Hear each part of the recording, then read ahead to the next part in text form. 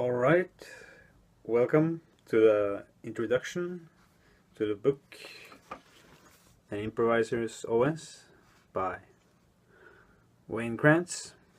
I talked to Wayne. He said it was a-okay if I made a video series. So what does the book mean? We're gonna find out one chapter at a time. So what has Wayne to say about the book? This book is an improviser's operating system. Its basic premise is that pattern playing can ultimately limit the growth of one's skills as a creative improviser. Since most of us rely heavily on patterns to find notes, alternative means of finding notes must be used to overcome our pattern dependency. Whoa. Sounds kind of ambitious. It's a book about how to solve musical problems in real time, preferably with some kind of metronome or a timekeeping person, like a drummer or bassist, whatever. Like an engineer with the help of mathematics used to construct things.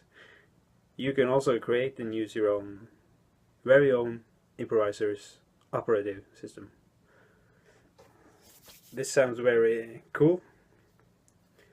I'm really excited for this series, to be honest. So yeah, the book has 11 chapters or parts. The first part is formula sheet.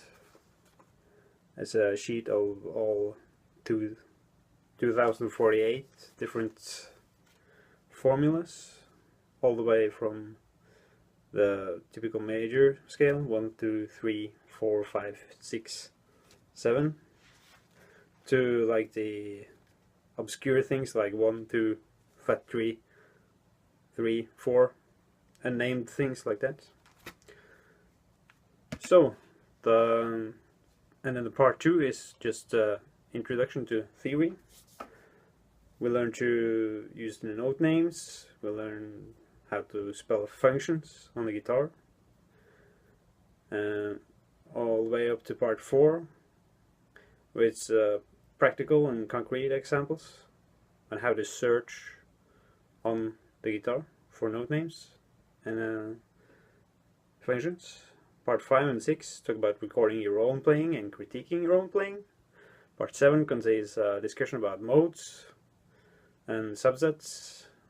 There's some really heavy theory chapter right there. And then we go to part 8, which has a chord scale theory, very important for jazz, for if you're interested. We'll get to every part in detail. I'll explain what I interpret the book to be about. If there's any questions, I'll be happy to answer it.